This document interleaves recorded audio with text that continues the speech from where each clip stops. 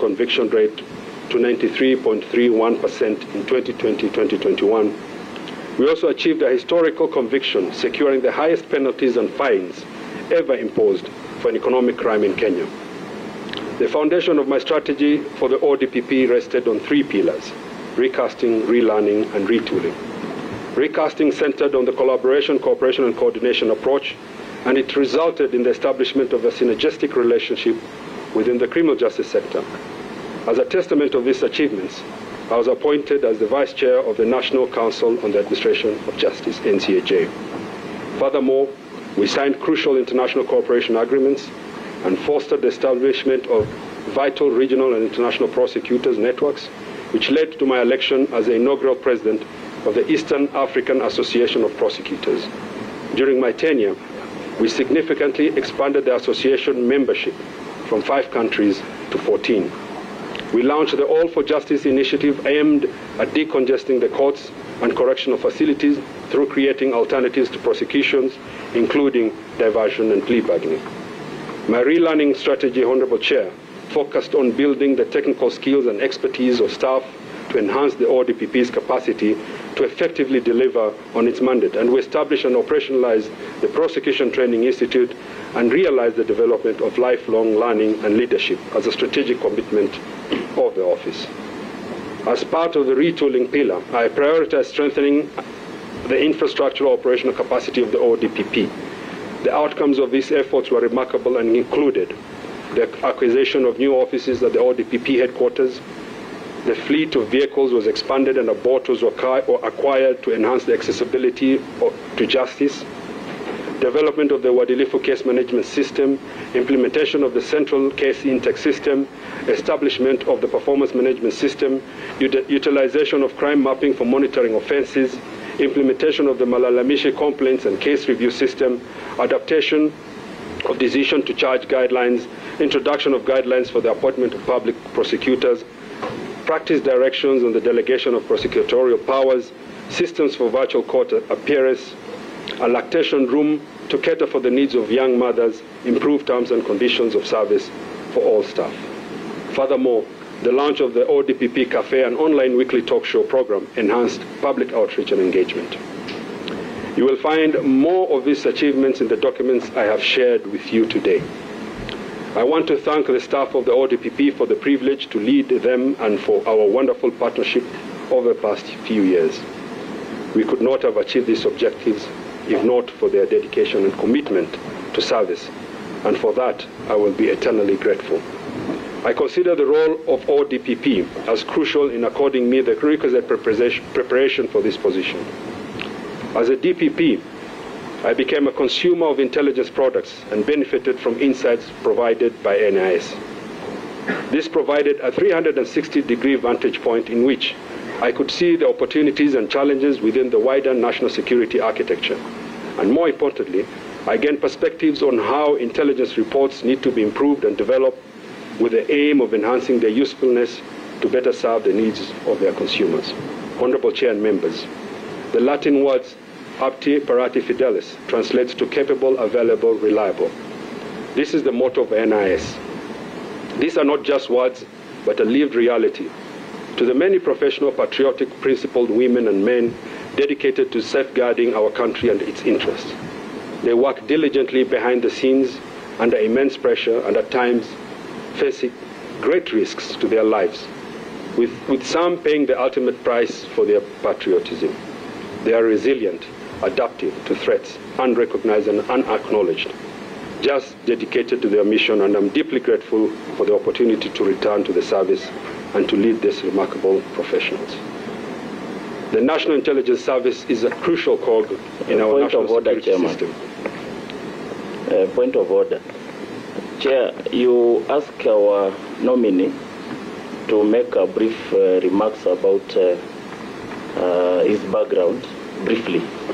But this seems to be like a press conference. It's okay, please allow the nominee to just continue. Proceed. Okay, thank you. The National Intelligence Service is a crucial cog in our national security system.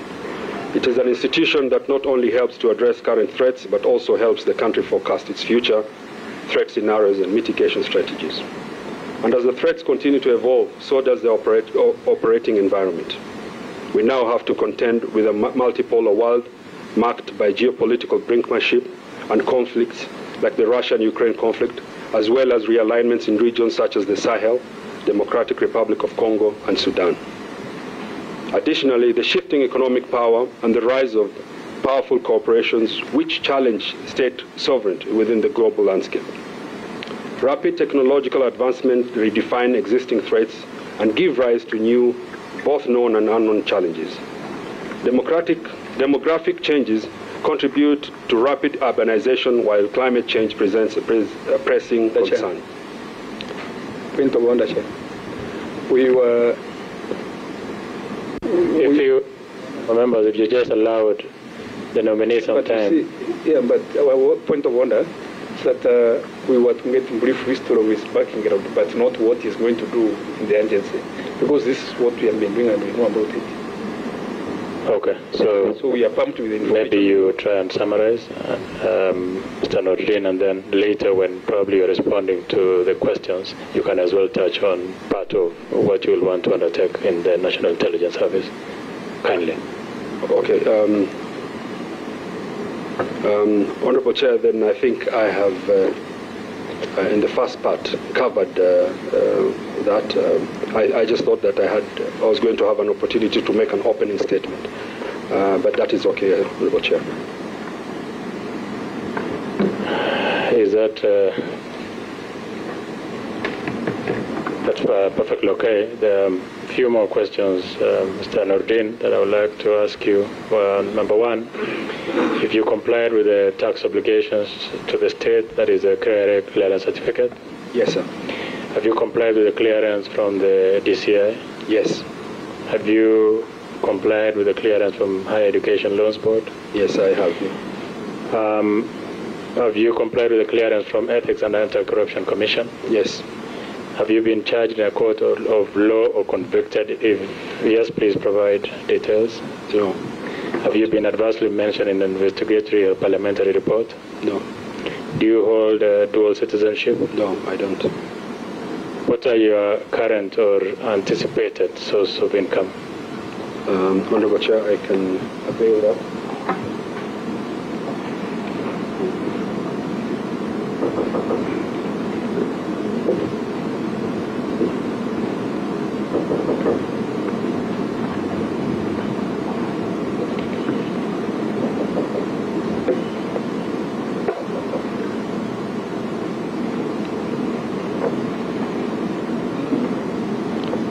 May I present it to you?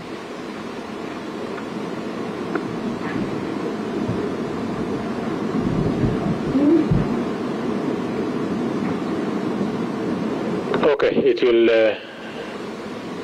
go around. I think now I will I'll allow the members to ask all the questions. There seem to have been a lot of people with intention to ask questions.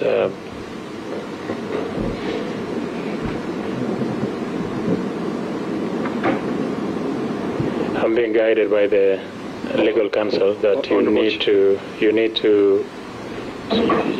to say your future source of income on record. Yeah, Honorable Chair, I was going to request, considering the sensitivity of the office that I'm going to hold, that I give this to the committee. It might be a national security issue at some point. I will then, honorable colleagues, because I've seen many of you have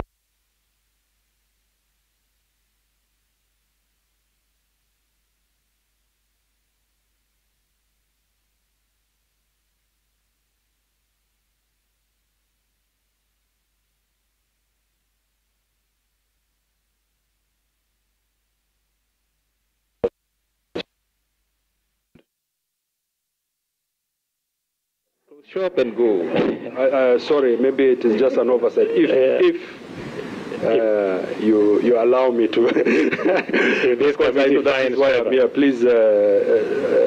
I apologize if that's how it came out. I will start with confirmed. Thank you. So, Mr. Noordin, please we'll be taking three questions in set of three. we will take the 3 questions and then you can respond to the 3, then we'll take another set of 3 questions. I will start with Honorable Yusuf, Honorable Martha Wangare, and Honorable Memusi.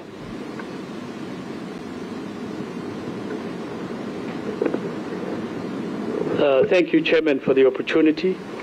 My congratulations to Mr. Noordin Haji for being nominated by His Excellency the President. My first question relates to his vision. What is your vision for the National Intelligence Service, including key strategic goals and initiatives that you plan to implement if we were to be selected for this position? And how do you plan to navigate the complexities and the challenges of the current intelligence landscape? And perhaps looking at your education and experience, tell us how it has equipped you for the responsibility of this position that we are now vetting you for. Thank you.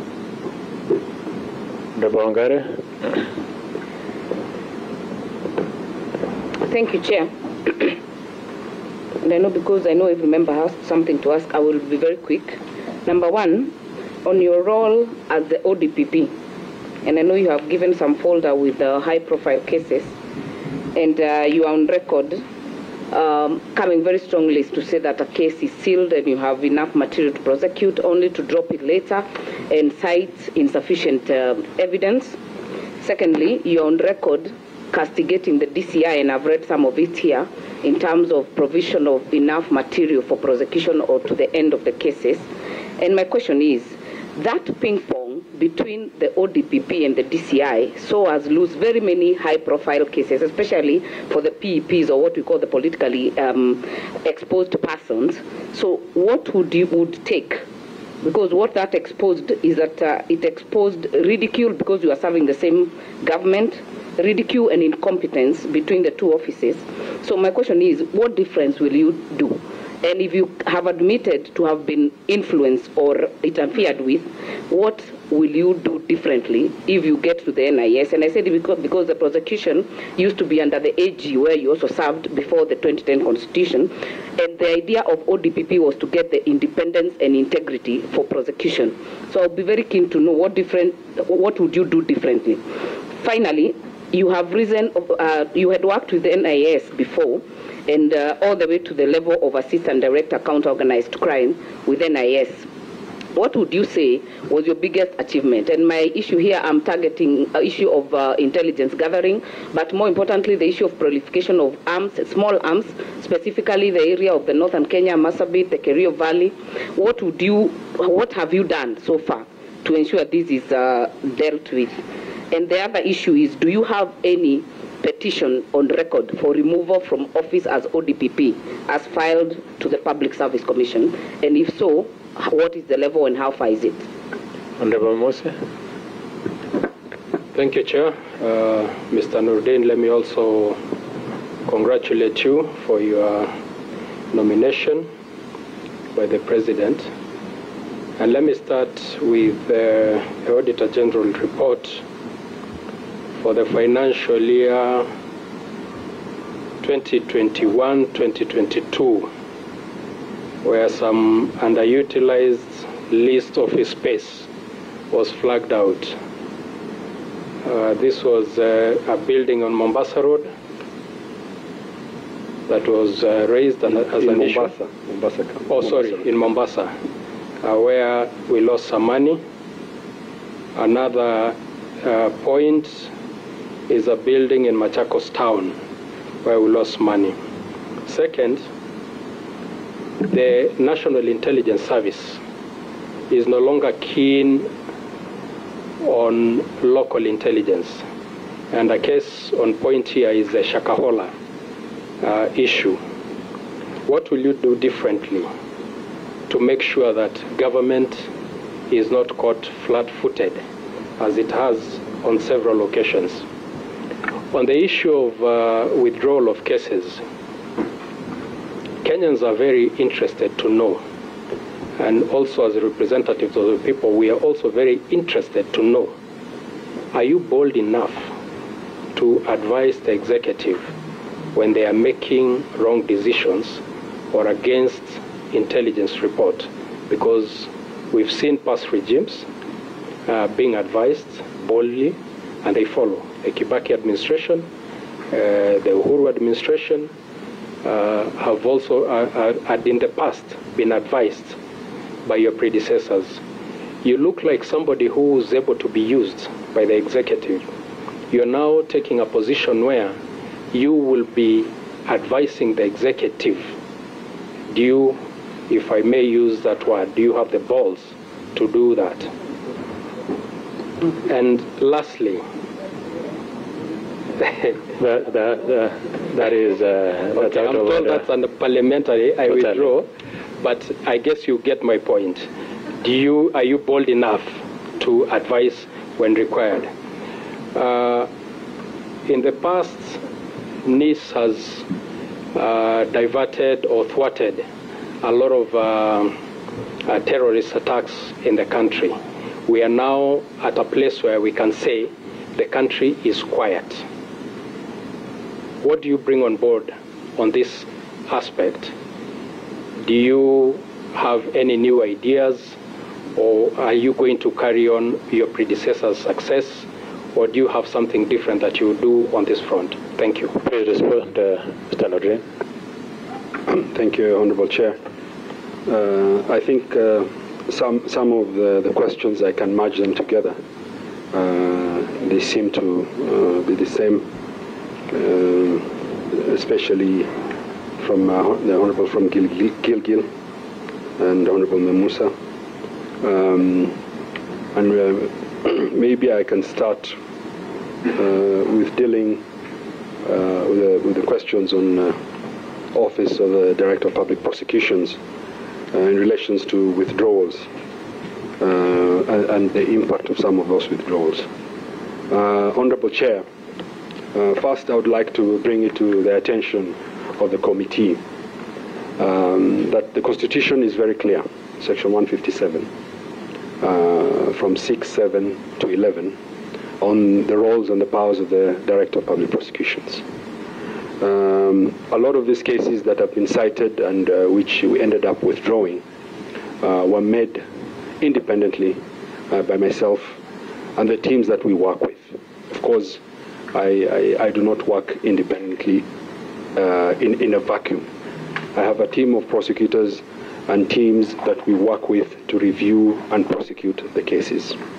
Honorable Chair, those cases were necessitated to be withdrawn because, as was rightly pointed out by the Honorable Member of Gilgil, we had issues with how the evidence was passed on to the ODPP. Initially, the evidence that was tabled to us showed that we had sufficient evidence in most of those cases to prosecute. In some of the cases, the investigating officers themselves submitted affidavits to say that they produced evidence that was not complete, that some of the evidence were actually tampered with and some were even forged. This happened to myself as the DPP during this period, and a case was taken against me after having forged documents to bring a certain case against me for my removal from office.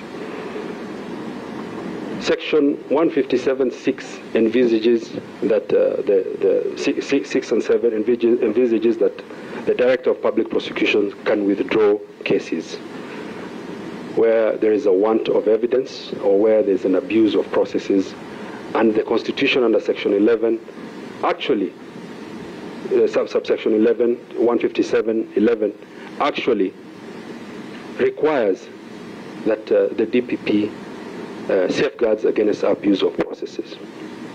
Now, and even when the DPP withdraws a case, he does not do it solely by himself. The Constitution is also clear that the magistrate and the court plays a role to oversight and see that the evidence and the reasons that the Director of Public Prosecution has tabled before court is sufficient and can be allowed. Therefore, eventually, it is the court that decides whether the Director of Public Prosecution can withdraw that case or not. And there are certain instances where the courts have refused, and we have had to go back to the drawing board and continue prosecuting. So it is not a decision that I make solely by myself. It's a decision that involves other institutions that oversight that power that has been given to the Director of Public Prosecutions. Honorable Chair, there have been quite a number of petitions against me, over 20, and all of them have been withdrawn as we speak, all of them. And all of them were castigated or were orchestrated against me for my removal during that time, basically because I was able to say no, and I was able to be firm that the decision to charge rests with the Director of Public Prosecution and not anybody else, and that the Constitution is very clear that those powers are vested to or on the Director of Public Prosecutions.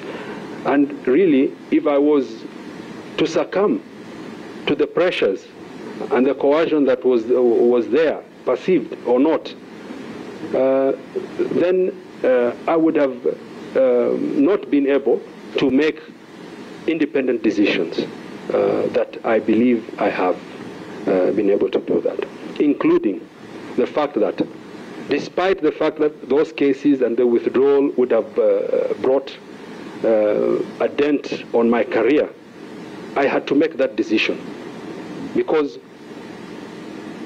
that was in furtherance of the rule of law, and I had to safeguard against miscarriage of justice. And it doesn't matter who that person is, whether it's a person of interest, whether it is a senior citizen in the country or not.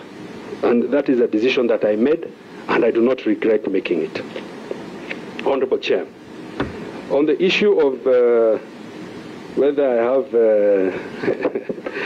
yeah, if it's unparliamentary, I can assure you that I do. And if I didn't, I think some of these cases will still be in court, and I would be involved in miscarriage of justice. I think even after having been threatened severally through 20 different cases over the last 3 years for my removal, I was firm enough to continue holding the office and making independent decisions. And I don't want to come here and lament and complain about colleagues that I've worked with. I think I would rather let bygones be bygones, but the history is there, and you can go back and see for yourself. Honorable Chair, on the issue of the Auditor General report and the underutilization of office space, this came about because of the COVID period. We had planned as ODPP to collapse some of the offices within these regions and have them centralized, because my argument was that as legal officers, if we had adequate transports, then we could be able to move out. In the process of that, we had started acquiring offices that were big enough to allow for accommodation. However, we did not manage to realize that because of the COVID period, and because of that, then when the auditors came in, they felt that this space was lost. There was no actual money that was lost. This space did not belong to me or my family or friends or cronies. These were offices that were properly acquired, and I apologize if we had lost the money, but it is a decision that we had made. But because of the COVID pandemic that came in, there were certain issues that we could not, I mean, it was beyond us. And for that, we have and we'll take corrective measures. I go back to the first question by Honorable Yusuf Hassan on key strategic goals and the vision that we have. Honorable Chair and members of the committee, my vision for NIS is to advance its capabilities and the capabilities of the organization to provide timely, relevant, and actionable intelligence by building a skilled and capable workforce that is adaptable, resilient, innovative, and able to address the ever-evolving threats that we face. And the question is, how will I do that? And I've come up with a strategic plan that I hope, or that I envision, if given the opportunity by you and if I'm affirmed by the committee and Parliament. And it is centered on people, systems, and processes. And I envisage refocusing the National Intelligence Service on looking at threats. The threats that we face today as Kenya transcends two different timelines. We have a part of this country that lives in the 21st century. And here, technology can be leveraged upon in collecting intelligence and securing our national security interests. But we also live in a country, and part of the countries, especially in the northern part, whether it is northeastern, whether it's Turkana, Samburu, West Pokot, where we are still trapped in the early 20th and 19th century, where there is no infrastructure, where the threats are different, and where you cannot really say the areas are at par with the rest of Kenya. And because of that, I think we need to refocus how intelligence is collected in the NIS. And with this, I envisage a human at the core. What do I mean by human? I mean by collection of intelligence that focuses on human intelligence, and not collection of intelligence that solely depends on technology. Because in essence, if we're over-dependent on technology, we are not going to be able to address the various threats that we face as a country. Honorable Chair, there are certain things that I might, because I've just realized I'm still on camera, that I may not be able to expound, and I don't know how you can help me with that, whether I should proceed or... At this point, should it say that if there is something sensitive that you will want to expound, that you probably can leave it until later when all the members have asked the questions, and you can address it towards the tail end of your... Okay. So as I said, and I will not expound too much what I mean by human at the core, but human intelligence is collecting intelligence directly, face-to-face, through sources, agents, and informers. And I intend to refocus the systems and the human resource that we have within the NIS. In addition, the processes, we have to recognize that we live in a global world. And because of that, we are also dependent on technology and other systems that leverage and give the NIS and our national security an advantage or leaps in being able to safeguard our security. Honorable Chair, on that, I intend to configure the National Intelligence Service for it to become fit for purpose. I think on that and the strategic view that I have, maybe you will allow me to also do it in camera so that I can expound on some of these issues. Honorable Chair, there was a question from Honorable Memosa on Shakahola. Memosi, sorry, Honorable Memosi. Everyone struggles with that name. I think we will have to force you to change your name. Or maybe I can say member of Kajiado Central. Yeah. On the issue of Shakahola. And I think there is a misconception. If I'm not wrong, NIS did give timely intelligence that initially was actioned upon. And even as ODPP, we were able to prosecute some of these individuals, especially Mackenzie. However, when we went to court, he was given bail. Probably the argument is this bail that was given was not adequate to safeguard from the atrocities that he has committed. It is not correct to say that NIS did not play its role. Probably the rest of us within the criminal justice system might have to review how to action intelligence. And this is one of the view and one of the visions that I have, that as NIS we will be able to assist the criminal justice system to convert intelligence into evidence. Because I think the intelligence that is there cannot be used in court. However, it has to be converted so that it can be actioned as evidence. On the Shakahola, Honorable Chair, I think there will have to be a paradigm shift for us as a country. For a long time, I think extremism and violence extremism was viewed from a certain prism, because terrorism has traditionally been viewed, especially in Africa, as a problem that has been brought about by Islamic extremism. I think with the Shakahola incidents, we can see that as NIS, under the government, whole of government, we will have to cast our net much wider to cover extremism that can come from either the Christian faith or Hinduism. In India, for example, we have Hindu extremism, and those have to be dealt with. I think the paradigm shift that has to come is that extremism can come from anybody, whether they be Muslims, Christians, or Hindus. And the posture would be that we will have to deal with them as such that they can be potential threats. There are adequate mechanisms in place.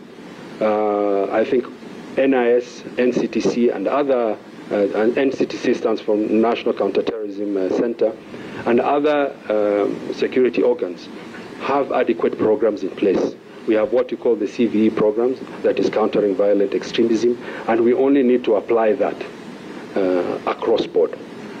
Since the infrastructure exists, I think the only paradigm shift that we need to do is now focus on all religions and understand that they have potential of becoming extremists and committing crimes that are beyond. If you look at Shakahola, I think we are going to over 300 bodies, and we have still not finished. The sum of it is that it is at par with some of those organized terrorism attacks that we've had. So it is a problem, and it is a problem that I, if given the opportunity by this House, will deal with firmly and effectively. Thank you, Honorable Chair. We'll take another three from Honorable Kwenya, Honorable Kalabamisi, and Honorable Krima. Thank you, Chair. And I also want to join my colleagues in congratulating Noordin Haji on his nomination by the President to head this very important department of National Intelligence Service. And I must say that I am one person who is well pleased with your family history, and especially your father, to start from there, being a civil servant. He served at one time in our county, then district, when you were a young man. I was an old man then. And looking at your history and your trajectory, seems like we would be right to say in your father's footsteps.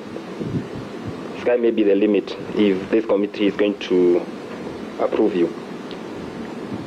But your stint in ODPP, Office of the Director of Public Prosecution, something caught my eye. You are the accounting officer, right?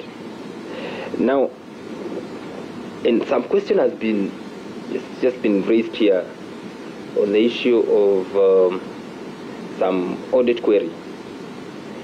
What if I don't know whether you thought about this as a leader who would want to be very transparent within your tenure as a DPP. What if at one point the report of the Auditor General qualifies their report and an investigation is carried out by the relevant authorities, and then recommend for prosecution to be carried out? How successful would that be? Haven't you felt like you are conflicted to some extent? Because honestly, having a case against your office, who would prosecute?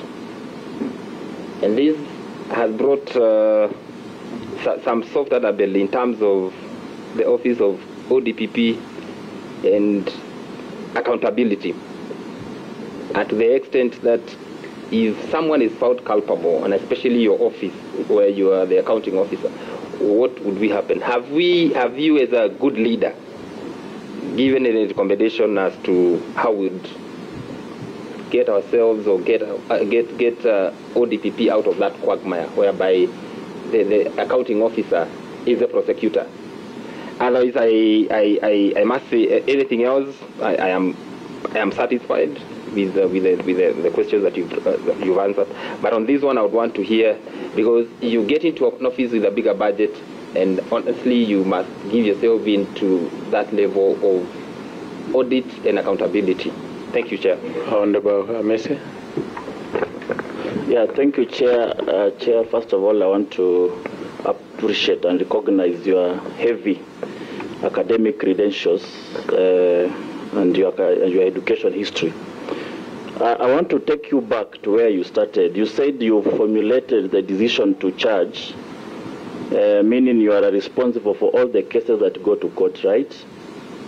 Then why did you say you were forced to charge without sufficient evidence when the decision to charge is actually yours?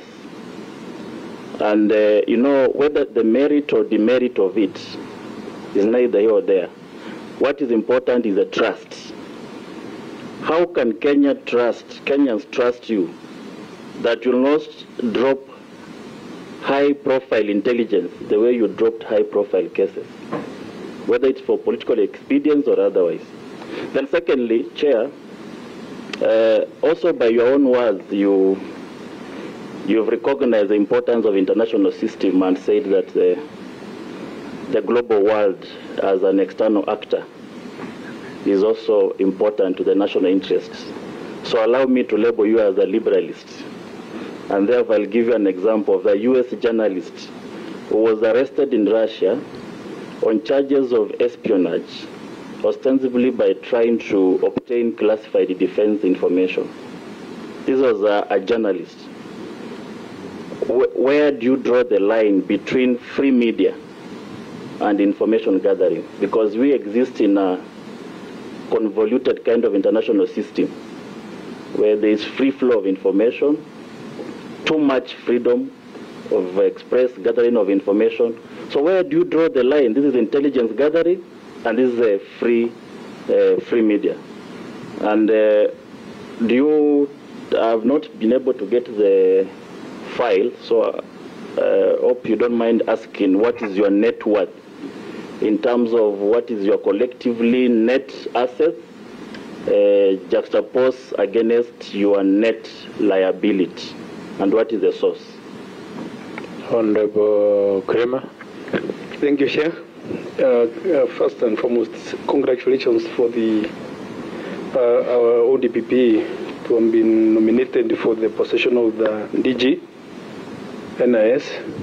We hope that is going to hold it with that integrity which it has been having in case we approve him. And my question is regarding case number 257 of 2017 criminal case Mombasa, Chanzo Court. In this case, one ODPP, your adversary mentioned there. You are so much aware, because I know you must have gone through the judgment, sorry. And in page 45, of the same judgment, and page 46 and 47, you advisedly mentioned there. You are including the officers who were in operation at that moment. And you see, in the same case, they said that quite a lot of money was taken away from the accused persons when the charge was done. And whatever was presented as part of the evidence was not the amount which was said that it was recovered. And how much money? 20,600,000 shillings. 20 million was misappropriated, or? That's what was with the accused persons. No, I think Honorable Chair, if he can read. That's page 46. Yeah, it is all. He claims 2 million for the judgment. And then what presented in court, it is 18,500,000 instead of 20,600,000. Thank you. I wanted you to clarify that. Don't be jitter about it. Please wait for that question, because I was to come over to that one. You know, that matter was presented before the court. And at the end of the day, the court did not find the accused persons guilty. And now, as part of the group which was investigating the case, did you find it necessary to advise the prosecution to launch an appeal against the judgment which was arrived to by the magistrate court in Chanso? That's one. And if you did so, what were the results? Because I don't have any further judgment to that effect. That is one. Secondly, let's be brief, Honorable Kirima. Yes. Secondly, you know, when it comes to cases, Chairman, they are different from these other general questions. Secondly, there is this idea of, which have been asked by my colleagues, of dropping cases, criminal cases, against high-profile citizens of this republic. And during the time of which I would like to get it from you today, during the time of the arrests, it used to be done on Fridays, kamata, Fridays. Were you the one who was authorizing the arrests after going through the evidence, the files, because you are in charge of taking the matters to court? Was there any other authority which was taking the matters to court other than you?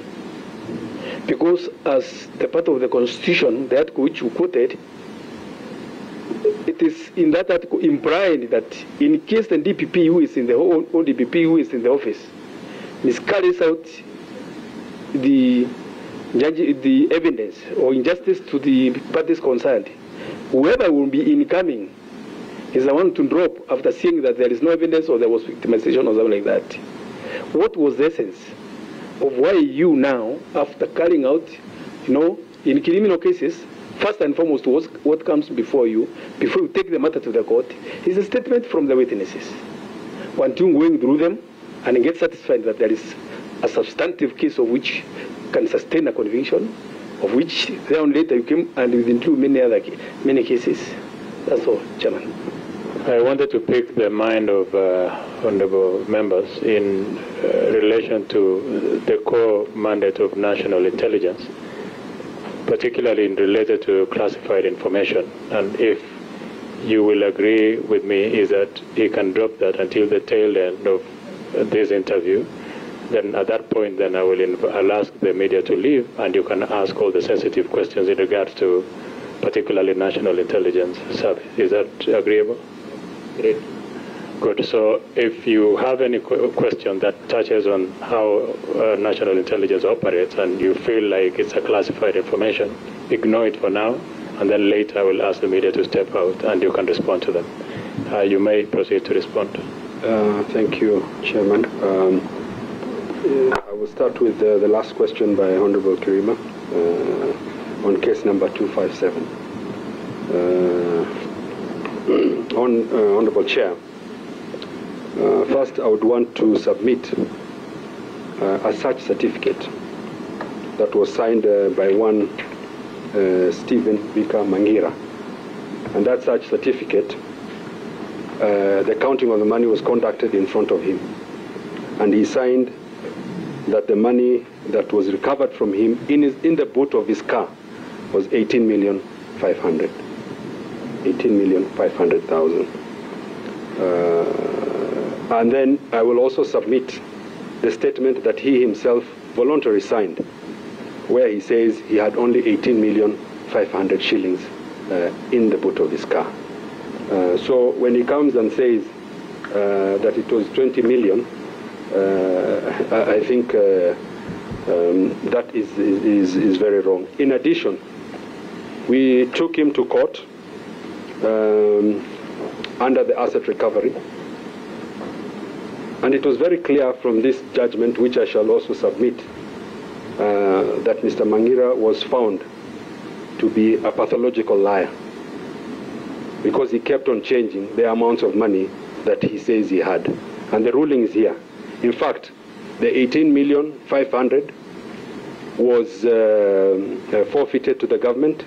In addition, more money that he had in the account that he could not explain was also forfeited to the government. And I have the ruling here, and I will submit it to the committee. So those allegations are completely unfounded, and they are malicious, and they are meant to just taint my image. But I will submit all this for the committee to have a look at. The idea and essence of dropping cases or withdrawing cases is a constitutional requirement where there is abuse of processes. And as I said, I want to let this rest, but maybe I have to explain where there are abuse of processes, and this comes to the attention of the DPP. The Constitution actually envisages that he will take action on that, and that you cannot just sit pretty and say you will wait for the next DPP to deal with it. My conscience will not allow me to allow miscarriage of justice. Furthermore, Honorable Chair, people are trying to portray that it is only these high-profile cases that we have withdrawn. The statistics that I have, which I shall also table here, is that in 2017, before I was even DPP, 11,188 withdrawals were undertaken. 11,188 withdrawals. In 2028-2029, there were 10,600. In 2019-2020, there were 8,609. In 2020-2021, there were 18,750. And in 2021-2022, there was 25,716. Some of these withdrawals were made, why the figures have gone up, were made because of the COVID period, where we had gone out to decongest the remand prisons, which were full of petty offenders. So, the issue of withdrawal is not something that should be, packaged in a certain way that we were just benefiting the high and mighty, or for political reasons. I can assure this committee that is not the case. Furthermore, I want to remind the committee that decision is not made by me solely. The magistrate, the judge, when we go before them, have the final say, and you can refer to the Constitution. I think, Honorable Chair, let us agree that there are safeguards that were put by the Constitution, and these safeguards are working, and that there are no abuses of processes. And where somebody feels that there are abuses, or they feel that maybe we have gone beyond our powers, the courts are there. You can go and have administrative review.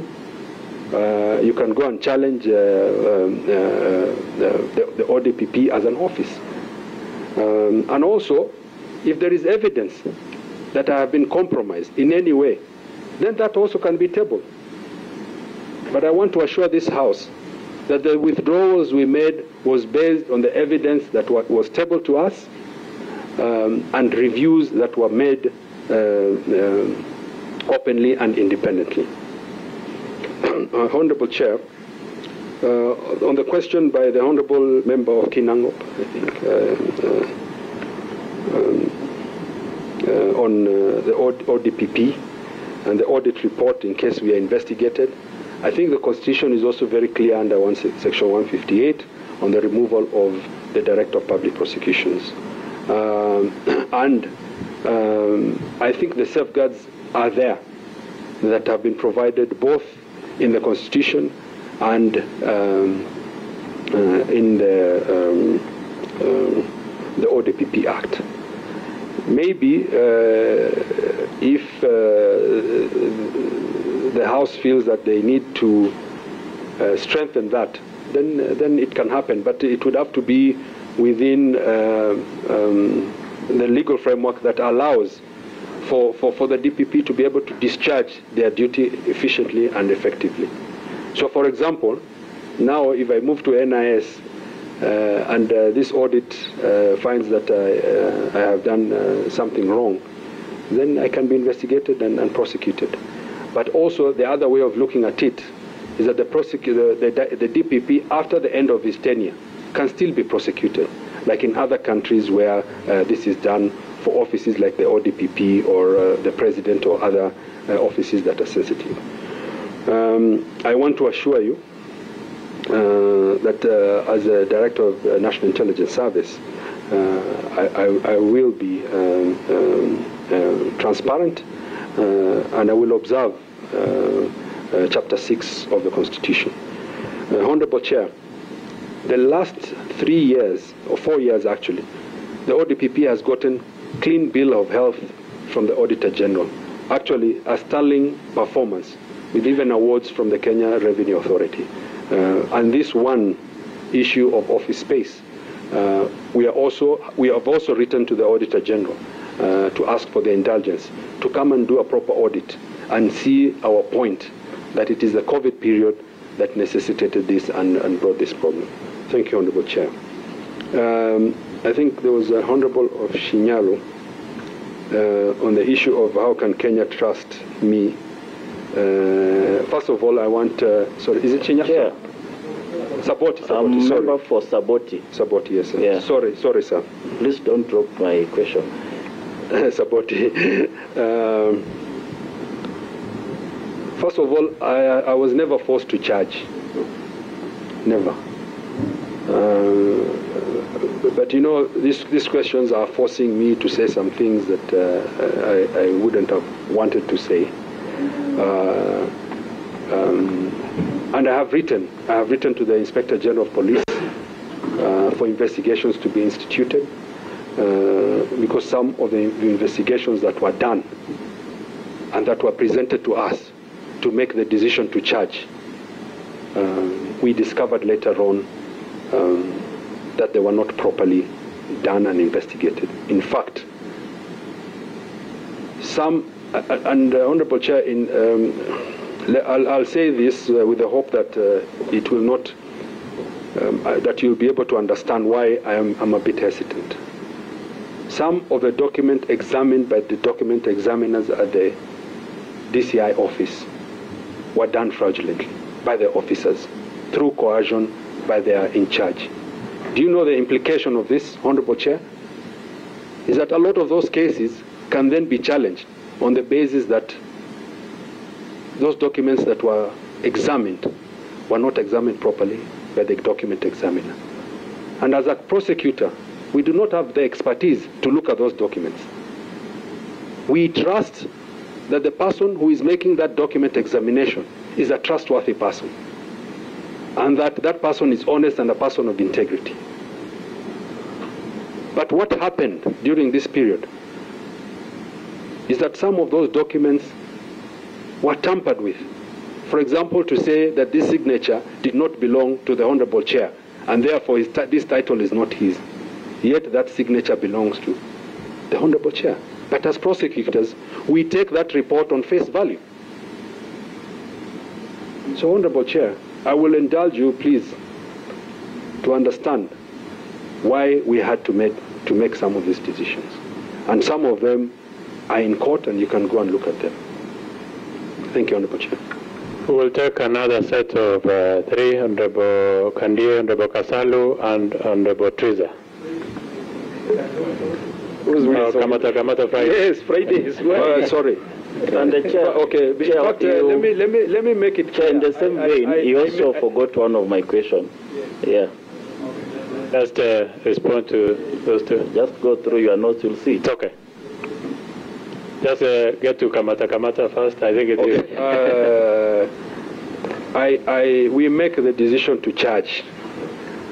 But when and how the arrests are made, that lies with the DCI, not the DPP. We don't have officers, and we don't do that. Thank you. So we go to Honorable Kandie, Honorable Kasalu. Sir, can you just clarify which? Is it about the trust? Not. You've already tackled the one on trust. It's now up to me to trust you. But the international one, system, yes. Okay. It was on the other page.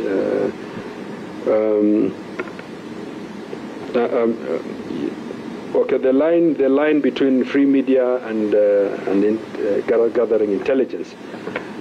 I think that will be defined with the kind of intelligence that we collect. Of course, we will analyze the evidence that is brought and see whether indeed that person is undertaking espionage.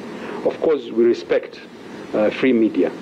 And that will be one of the planks of my leadership, if given that opportunity to serve as an NIS Director General. Espionage can be undertaken through what you call cover. So somebody can come as a media practitioner, they can come as a doctor, they can pretend they are businessmen, they can pretend to be anything, yet they are collecting intelligence. As NIS, and in the Act and the Constitution envisages that the role of NIS is to collect security intelligence and counterintelligence. And the NIS has a whole division called counterintelligence that collects intelligence and safeguards Kenya against espionage. So if a person has taken the cover that they are media practitioners, we will get the intelligence and we will table the evidence so that that person can be stopped and prosecuted in a court of law for undertaking espionage. We live in a global system and we have to interact with the international community. In fact, where countries have similar aspirations and who share similar visions as Kenya, we are bound to work with them, even in the collection of intelligence, because it adds value and it gives us that multiplier effect of being effective in safeguarding our national security interests. Thank you, Honorable Chair. So, Honorable Kandie, Honorable Irene Kasalu, and then Honorable Teresa. Thank you, Chairman. Mine is, I want to congratulate the nominee for the offer he has been given by the President. But one question which I want to ask him is, I don't know whether, many countries nowadays, in terms of intelligence, they are no longer interested in, for example, spying on Kumamusi or Wangare. They are more interested in spying for economic benefits. What will you do as Director General to make sure that we go for intelligence which will give our country the input to make sure that we grow our economy faster? Two, very many people are complaining that that you did very little in your office as ODPP in taming corruption. And I don't know whether you know that two things can break a country. One, insecurity. Two, corruption. So what will you do to advise the executive in making sure that they look at those, or what will you do as a Director General to help in terming those two items, corruption and insecurity? Honorable Kasala. Thank you, Chair. And first, I would like to congratulate the nominee.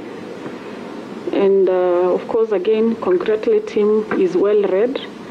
I'm a person who likes education, so I see somebody of his caliber, I'm encouraged. So when it comes to his, I've listened to him, I've read the papers that have been given here, and in terms of experience, in terms of books, I think he's suitable for the job.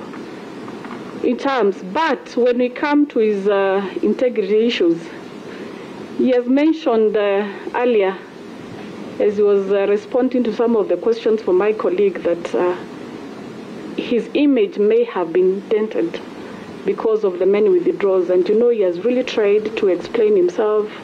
And most of the time, I just see you trying to shave and put blame on other offices.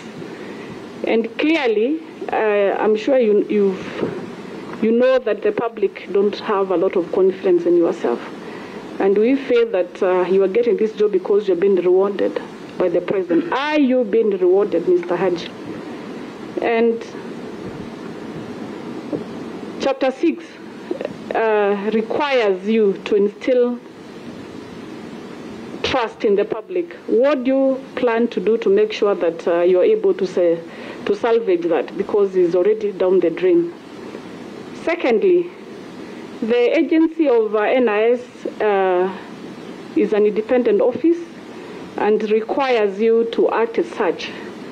So how do you plan to cooperate with the executive and still be able to remain and to have the office being autonomous and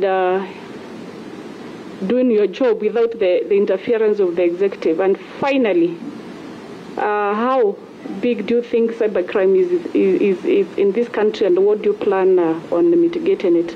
Thank you, Chair. Thank you, Chair. Through the Chair, I would like to congratulate our nominee, Mr. Noordin Haji. You are aware of the corruption that is in this country. Money laundering has become rampant, but we haven't had anyone who has been brought to book. Please tell this committee how you have impacted this country in a positive way to fight corruption as the immediate former Director of Criminal Investigations. Thank you, Chair. May respond to the three, then we'll take another set. I've not forgotten you, Mheshimiwa Umbe.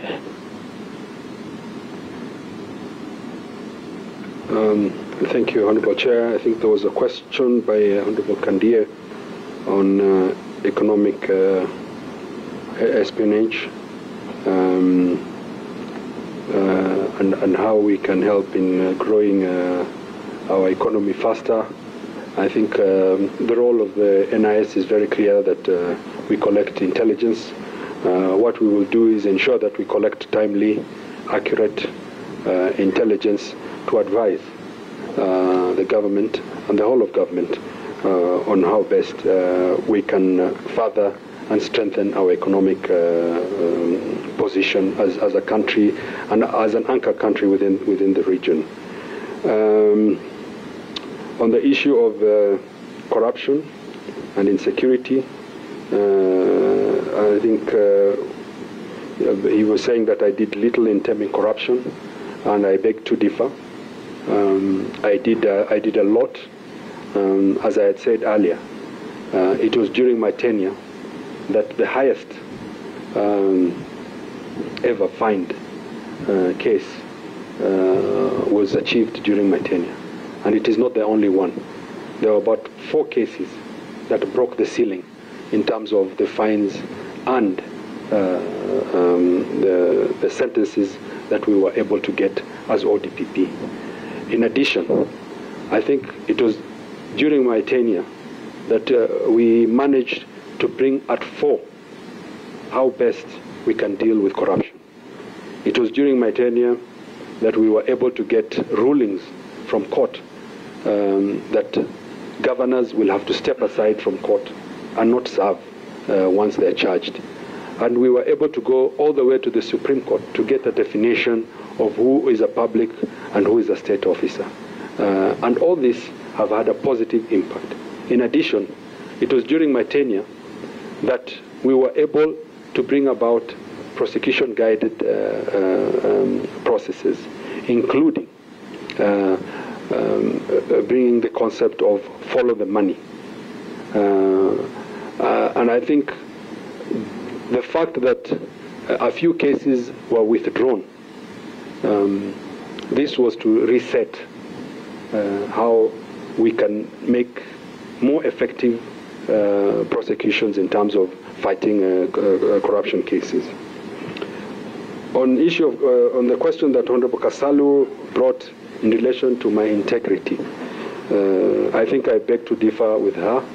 There might be a section of Kenyans who feel that my integrity has been dented, but I don't think it's everybody.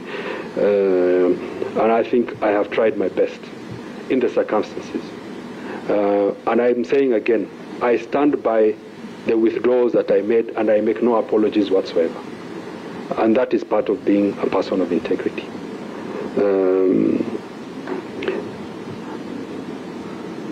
The other question that you asked is how I'm going to instill public trust. I think I have observed Chapter 6 as the Director of Public Prosecution. If you pick any of the values under Chapter 6 were in relation to integrity, I don't think there is even one that you can fault me on. The issue of withdrawal is a constitutional power that I was given. Nobody under the Constitution can come and question those powers. And if anybody wants to question how that decision was made, then there is a court of law.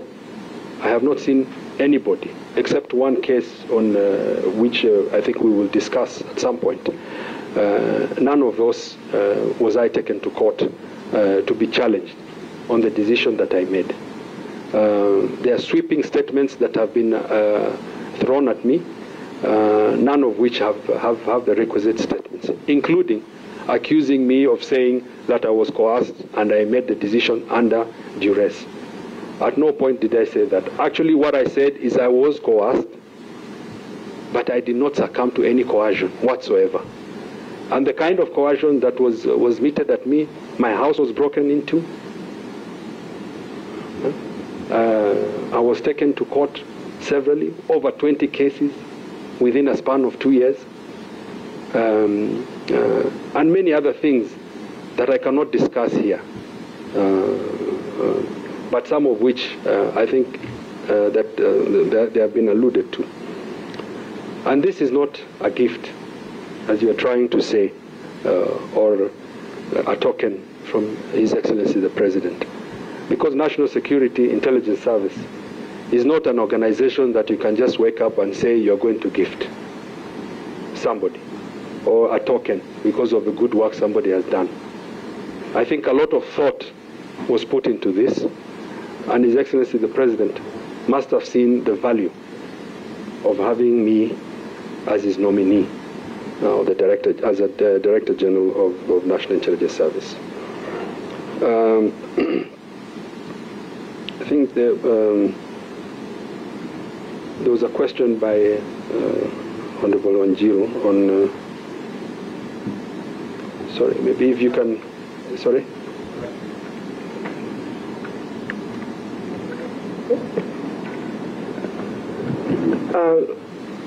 I think I've addressed, because like all the three questions are revolving around that, unless there's a question of...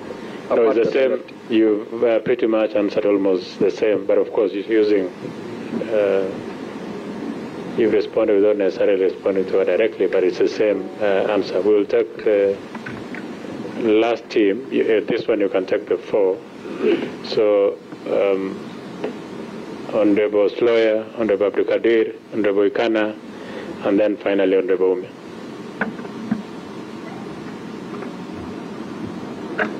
Yeah. My name is Lawyer, like I said, and mine is just very simple. In your working as a DPP, you may have made friends and enemies because you got to have worked with various agencies like the NIS, the police and DCI. My question is, how would you handle a situation where you need to work with someone who has a different opinion than yours? Then two, in trying to refocus on how intelligence information is collected by NIS, how would you determine if a source of intelligence information is trustworthy? Thank you. Brigadier, Honorable Brigadier. Thank you, Chairman. And Noordin, welcome once again to this parliamentary committee. And firstly, let me congratulate you for your nomination to this critical office. I know you had a checkered career within NIS and later on DPP. So I think it is with this great appreciation of the track record that His Excellency President has, out of his wisdom, decided to nominate you to this position. Honorable Brigadier, please just go straight to the question. My question is, based on your inside knowledge of NIS, please identify 2 areas in its recent operations that you believe to be addressed in order to obtain smarter, effective outcome. The operation that you think that can be changed, the current operation. The other one is this country is facing huge threats from terrorism within the country and outside. Al-Shabaab, Mugiki, drug breaches. What is your plan for more efficient intelligence gathering should you be approved? The other question is, as you said earlier, most of the cases of breach of security in this country do have information and they give the information to security agencies. What is your plan to strengthen the existing coordination mechanism between NIS and other security organs, especially lower administrative structures like counties, sub-counties, and even ward level? Thank you. Honorable Kana. Thank you, Chairman. Welcome, Mr. Haji. Now this is Freddy Kana, Member of Parliament, Shinyalu. I have a quick question. One of the emerging security threats to this country is tax evasion. And I think the President has been on the forefront in trying to fight these people who are evading taxes and avoiding their share of national duty in developing this country. I want to know if this committee approves you to be our next head of intelligence. What strategy do you have in place to support the President and, of course, the nation in addressing the issue of tax evasion? Then finally, I've had a look at your CV, and I must say I'm impressed with the meteoric rise in positions on promotions.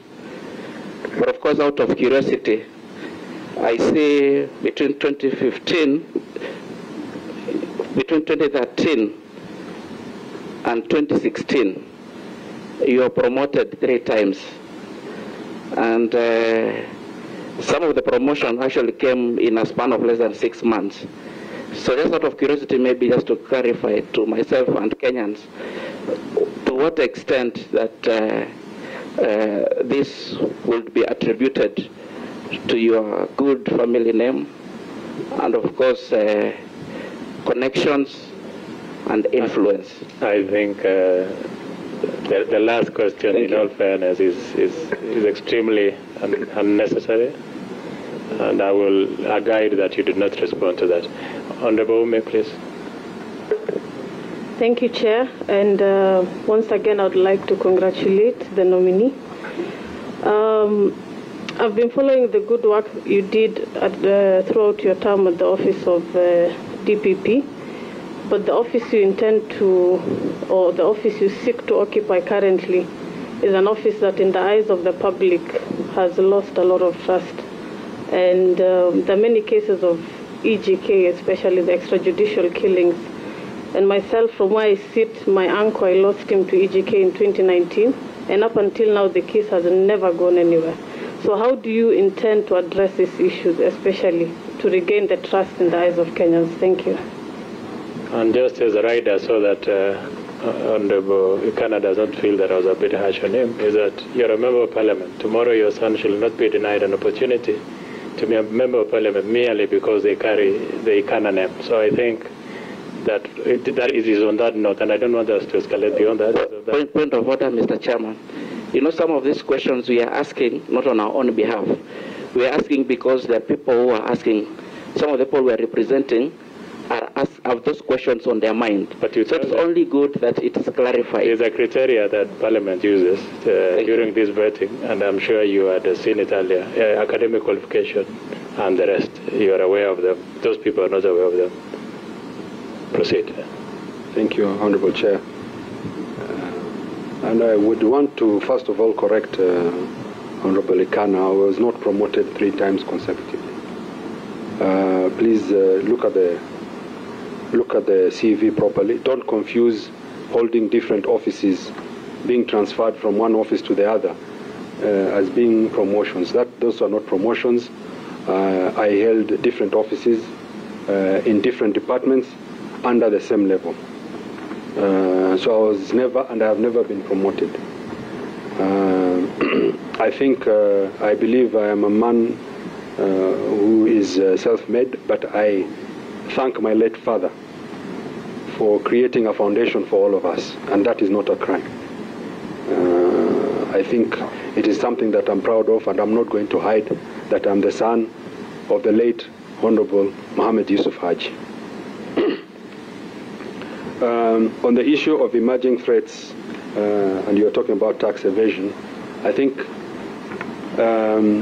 as NIS, again, what we will do is provide timely intelligence that is well analyzed and that will add value, and that will be intelligence that is actionable, which means KRA can use it to recover tax evasion or taxes that have been evaded.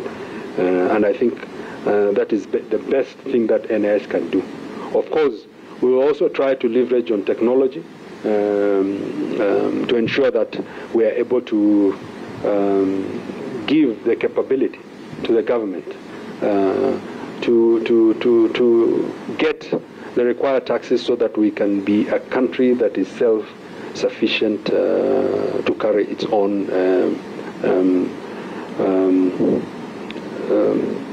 economic activities effectively. On the question by Honorable Abdi, 2 areas that can be changed. I think I had tried to expound on the gap between parts of Kenya, that we have a part of Kenya that is well developed, that is in the 21st century, that is dependent on technology, and we have parts of Kenya that are behind. There is no infrastructure. The kind of threats that we are faced with are traditional, old threats, and not new emerging threats that other parts of Kenya are doing. And what I would want to do as director, if given an opportunity to be the Director General of NIS, I'm sorry, I think I'm very eager to and forget, but if I'm confirmed by this Honorable House, I would want to reconfigure NIS to be fit for purpose. What do I mean fit for purpose? I mean that we should have a National Intelligence Service that can, transcend these 2 continuums. One that is in the 21st century and another that is in the 20th or 19th century. And the threats are varying and different. And the best way we can do this is to ensure that we are able to leverage on technology. Yes, there has been a lot of concentration on cyber threats. We have had a lot of cyber attacks, but we must be able as NIS to forestall those attacks. And one way of doing this is, for example, having the capacity of not only defending ourselves. I think for a long time we have been concentrating on how best we defend ourselves against such threats, but also thinking outside the box of how can we also be offensive? How can we have capabilities that allow us to go beyond and do activities that other nations are able to do? One other thing that I would want to put to deal with the other side of the country is being able to collect human intelligence from the ground. Because if you have a place that doesn't have infrastructure, there's no way you're going to wholly depend on technology.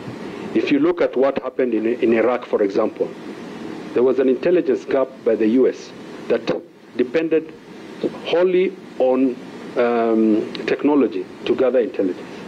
So what I'm saying is that we will have to have the human resource that is so diverse that we can be able to go and collect intelligence from a cattle rustler somewhere in West Pokot or Samburu. That we don't have officers who are sitting pretty with suits and looking at computers and laptops, yet we have a problem, a huge problem in another part of the country that requires us as an intelligence service to posture differently.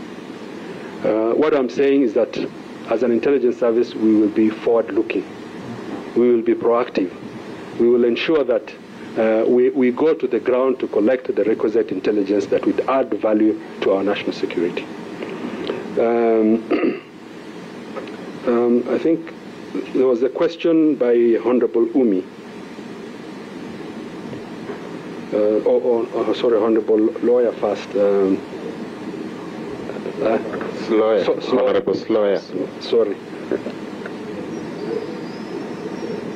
Sloya. Sorry, sir. Honorable Sloya. On the issue of partnerships, I think partnerships are going to be critical, and it is one of the planks that we're going to have to work with. When I was in the ODPP, I was elected the Vice Chair of the National Council on Administration of Justice because of the input that I had put in helping the Chief Justice in building synergy and coordination and collaboration within the criminal justice system.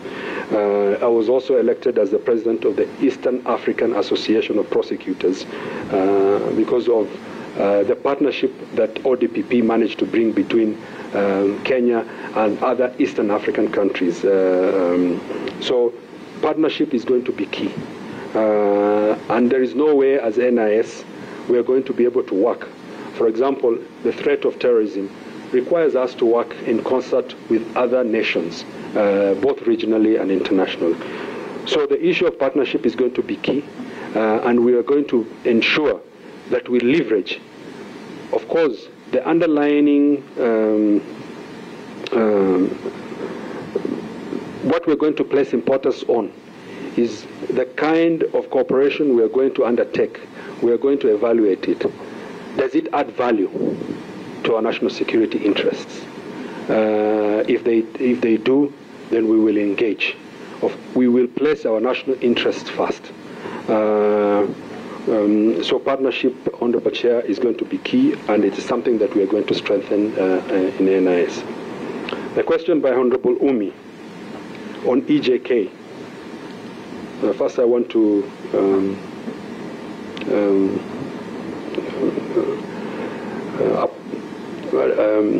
I'm looking for the right word, but to condole with you and say sorry for the loss of your uncle. Of course, EJK is unconstitutional. It is illegal, and it is something that hopefully, if given this chance under my leadership, we will not condone or entertain. We have, even under ODPP, undertaken quite a number of investigations to investigate those people who have been involved in EJKs. But we have also prosecuted quite a number of police officers who have been found guilty of extrajudicial killing. In fact, under my tenure, we were able to bring quite a number of cases, over 150 cases against police officers, rogue police officers. Of course, this is not to say that all police officers are rogues. There are usually elements within the police that have to be dealt with, because if they're allowed to continue, they dent the image of the police and the government itself. And on those occasions, together with the Independent Policing Oversight Authority, we were able to bring over 150 cases, and we were able to get quite a number of convictions against police officers that were brought. And it is during my tenure also, Honorable Chair, that we were able for the first time to bring a case in court against what we call command responsibility. That it can no longer be tolerated that only junior police officers are being arrested, yet those seniors who gave them instructions do not take responsibility. So for the first time as the Office of the ODPP, we have brought cases against senior police officers who are involved in killings of innocent Kenyans. Honorable Chair, of course, the Bills of Rights under the Constitution is very clear, and as the nominee, and hopefully if I'm given the opportunity, I pledge to this committee that I will observe them and ensure that NIS operates within the confines of the Constitution. Thank you, Honorable Chair. We'll take from Honorable Vice Chair. Honorable Kalabias? Not really a question, Chair, just a further clarification. I just wanted to get a clear clarification from the nominee. Earlier on, you said the 4 petitions that were filed against you, were they withdrawn, or did you subpoena the court? Thank you. There were actually 20 cases, and they were all withdrawn. There is one that was a petition. There's a difference between petition. All petitions were withdrawn, and all cases in court against me were withdrawn. And I did not petition. It is the petitioners themselves who withdraw. There is one petition last week, I think you must have seen, by Transparency International, that was taken to the Public Service Commission. I think that is the only one. The Public Service Commission is yet to communicate to me. Okay, Honorable Vice Chair. Thank you, Honorable Chair. Some of my questions probably much later will touch on in camera. I'm sure we have exhausted for the next phase, probably as the Chair directed, if you go to on camera, we'll be able to delve. But first, congratulations, Noordin, for the nomination and the trust that the President has in you. Most of the things have been covered, but one aspect is about the mandate of NIS. Calls for a high degree of dependence on the organization's independence. If approved as the DG, how will you balance this between cooperation with the executive while maintaining the agency's autonomy, impartiality, and commitment to national security? The next one, and I'm sure you have talked about, is the issue of HUMIT, that is the human intelligence. And I'm sure you reckon that NIS has become too elitist. That is the observation, and I'm sure most Kenyans believe so. And as you said, most parts of this country are not equal. There are ones in 21st century, others are in 20th and 19th century. And how are you going to revamp that aspect of being too elitist, even in where elitism is not required? The other aspect is on a rider that Honorable Omi has mentioned. As per the national security under Article 238 of the Constitution, requires compliance with the law, and is in relation to the issue of extrajudicial killings, especially cases related to terrorism. How are you, if approved by this committee and the National Assembly, are you going to deal with the compliance of this, especially your institution complying with this law? Thank you. Please combine with this last one from Honorable Wangari. Chair, I actually didn't want to follow up that time so that every member gets a chance to ask. But I didn't get an answer of what you have done so far in the issue of proliferation of small arms, especially in the north and the Kerio Valley. And there's also something else that you have said, maybe a clarification, that your office, in terms of the withdrawal of cases, had no capacity to actually ascertain the credence of the documentation that was submitted to you, and you relied on trust. So how then did you figure it out eventually? And what does that mean to the cases that were not withdrawn, that some even got convictions? Does that put it now to the balance of the credibility of the cases, which could even be more than the ones that were withdrawn? Proceed, Mr. Haji. Thank you, Honorable Chair.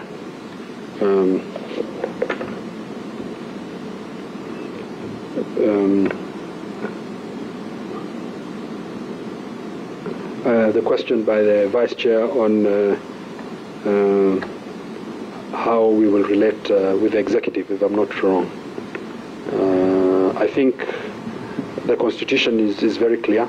We have the National Security Council, where all the members happen to be the executive, but NIS also has the National Intelligence Council that oversights it. It has membership there. But of course, this House itself, this committee itself, is envisaged under Section 65 of the NIS as trying to bring balance so that it is not a complete executive affair of the executive. I think as much as NIS is an independent organ, independent in the sense that it's supposed to give intelligence and is supposed to be apolitical, it is still part of the executive arm of government. I think the most important thing is being able to observe the Constitution from issues of chapter 6, ensuring that there is integrity in what we are doing, and the balance is actually brought about by the different oversight bodies that exist. As a NIS, we will ensure that the intelligence we produce is appropriate, accurate, and timely, and that it adds value, and that it is not there to be used for the benefit of any arm of government over the other. And I think from the question, I can discern that the fear is the NIS being utilized to sort out political issues.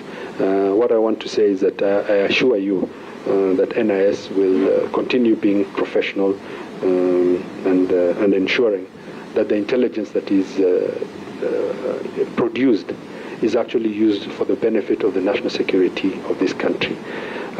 In any case, the Constitution is very clear that the mandate of NIS is to collect security and counterintelligence. The issue of HUMINT, I think, I'm sorry if I sounded like I was saying NIS is too elitist. I think in NIS we have an array, but we can still be able to build on the diversity of the human resource that we have, so that it reflects the threats that we are likely to face. And in that way, I think the recruitment processes will have to be relooked at in terms of who are we targeting. We will have to target a cadre that is professional in terms of the requirements and the professional gaps that we need to fill in. But we will also have to have a cadre, as I said earlier, that can be able to cover the different facets of this country. And this therefore means maybe we will have low cadre in the sense that we might have to recruit people who finished Form 4, and we should not maybe confine ourselves to individuals who only have diplomas and degrees. So in that way, we will try to cast the net much wider and get a bigger spectrum of our population. On the issue of EJK, I think, first of all, I would want, and I hope it is not controversial, but the cases that I have dealt with when it comes to EJK, there are maybe just one that I can think of where officers from NIS have been mentioned. Most of the other EJK cases cannot really be attributed to NIS. But that is something that I want to say. Because NIS plays a critical role, especially in multi-agency formations and teams, and tries to add value in how counterterrorism is being dealt with. I think what I want to commit myself with here is that we shall ensure that at least the input of the NIS is to safeguard the human rights of each and every Kenyan. And the Constitution envisages whether you're a criminal or not. Of course, there are certain instances where if it is combat or something that the force that has been used is commensurate with the threat, that is something that then can be explained. But what I want to commit myself here is that we shall be an institution that observes the Constitution and the human rights of each and every individual.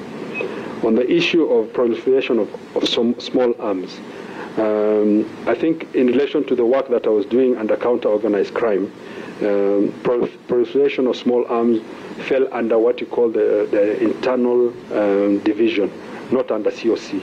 However, maybe what I can address is, if I'm given the opportunity, probably what I can do. And with this, I think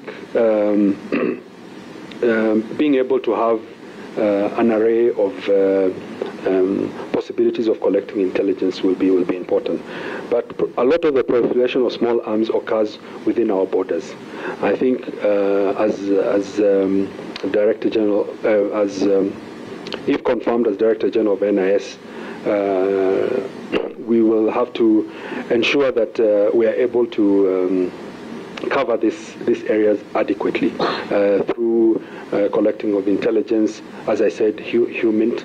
And a lot of this can actually be attributed to the fact that the arms are coming in these areas that have no infrastructure, and then finding themselves into Kenya.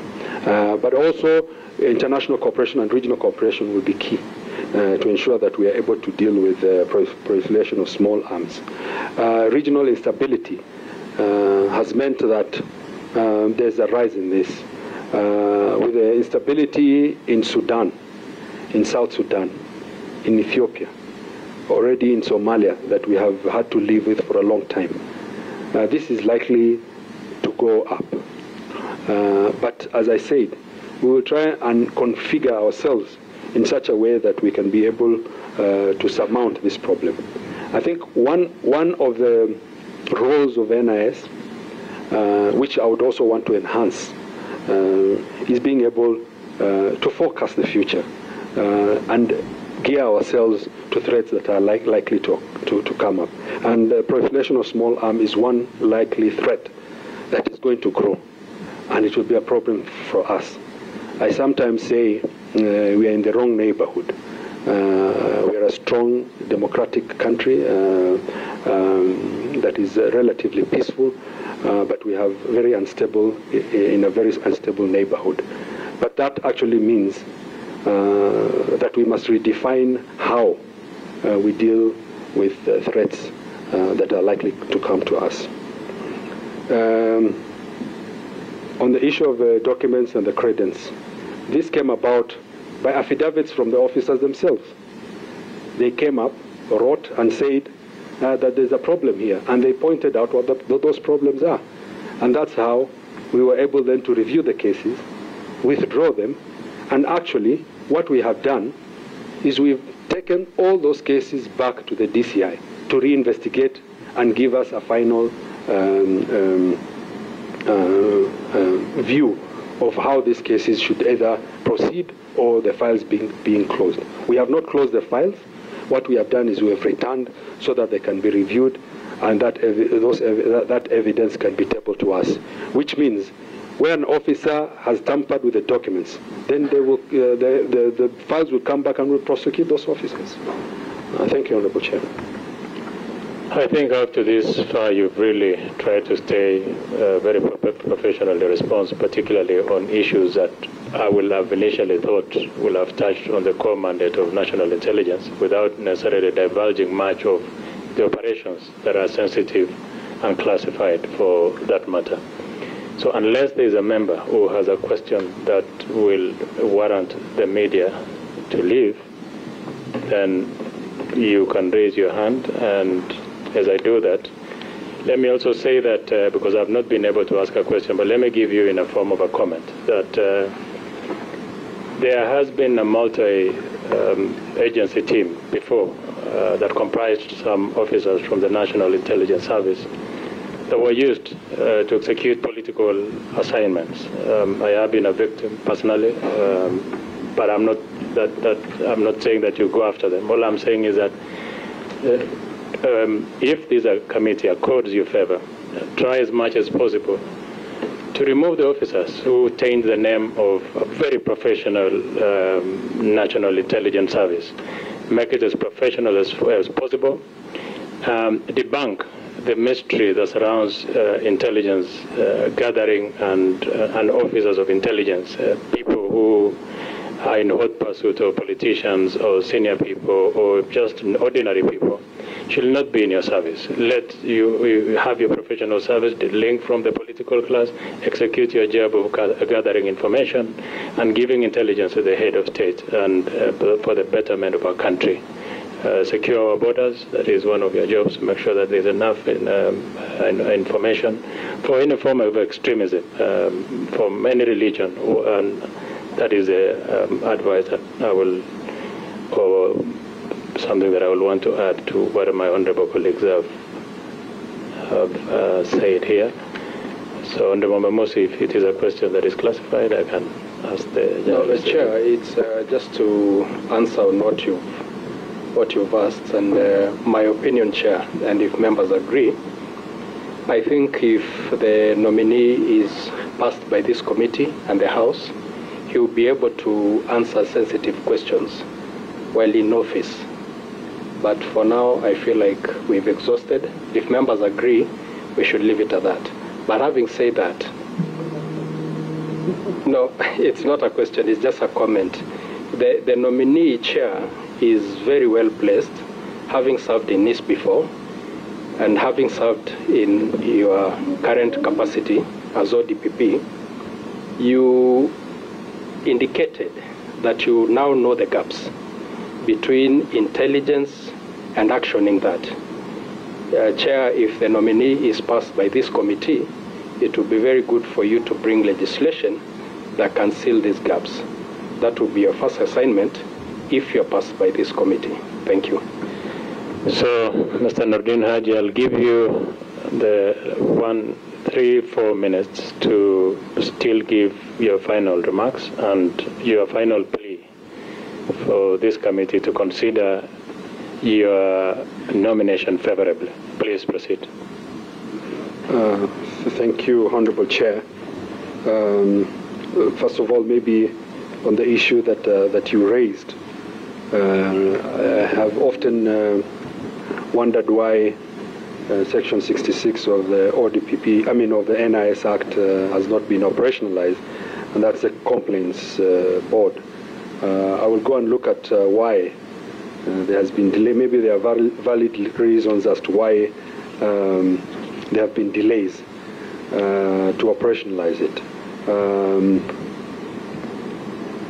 But I think that would be one way of ensuring that when there are complaints like this, these officers can be dealt with adequately.